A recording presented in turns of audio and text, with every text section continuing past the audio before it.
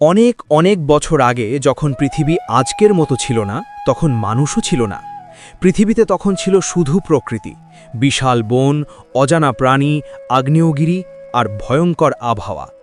এই সময়টাকে বিজ্ঞানীরা বলেন আইস এজ, যখন পৃথিবীর বড় অংশ বরফে ঢাকা ছিল।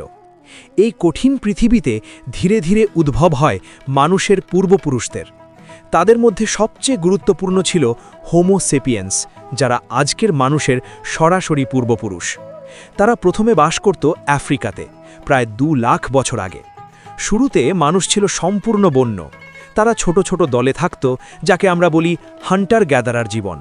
তারা শিকার করত, ফলমূল সংগ্রহ করত আর গুহায় বা খোলা জায়গায় থাকত। তখন কোনো শহর, গ্রাম বা সভ্যতা ছিল না, ছিল শুধু বেঁচে থাকার লড়াই। একদিন মানুষের জীবনে এলো সবচেয়ে বড় পরিবর্তন, আগুনের আবিষ্কার। আগুন মানুষকে শুধু গরম রাখেনি, খাবার রান্না করতে শিখিয়েছে, অন্ধকার দূর করেছে আর বন্য প্রাণীদের থেকে রক্ষা করেছে। এই আবিষ্কার মানুষকে অন্য প্রাণীদের থেকে আলাদা করতে শুরু করল। তারপর ধীরে ধীরে মানুষ শিখল ভাষা। তারা শব্দ দিয়ে নিজেদের ভাব প্রকাশ করতে পারল, গল্প বলতে পারল আর একে অপরের সাথে পরিকল্পনা করতে পারল। এই যোগাযোগই মানুষের শক্তি হয়ে উঠল। সময়ের সাথে সাথে মানুষ আফ্রিকা থেকে বেরিয়ে পড়ল, নতুন নতুন জায়গায় ছড়িয়ে পড়ল।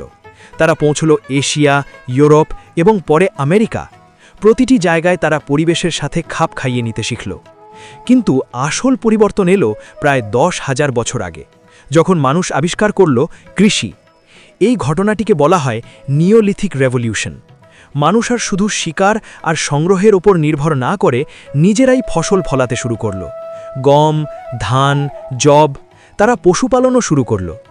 এই পরিবর্তনের ফলে মানুষ এক জায়গায় স্থায়ীভাবে বসবাস করতে শুরু করল, ছোট ছোট গ্রাম গড়ে উঠল। পরে সেই গ্রামগুলোই শহরে রূপ নিল।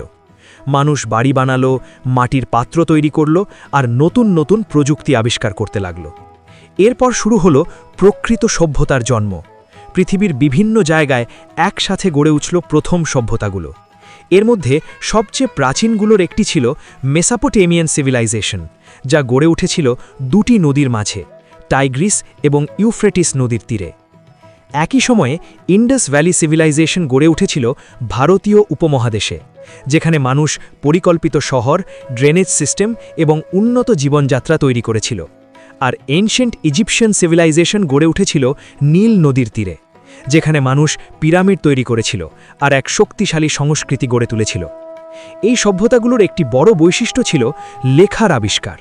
মানুষ চিহ্ন ও লিপির মাধ্যমে তথ্য সংরক্ষণ করতে শুরু করল, যা ইতিহাসের সূচনা করে। ধীরে ধীরে মানুষ সমাজ, আইন, ধর্ম, বিজ্ঞান সব কিছু তৈরি করতে লাগল। আর এভাবেই শুরু হলো মানব সভ্যতার যাত্রা, যা আজও চলছে।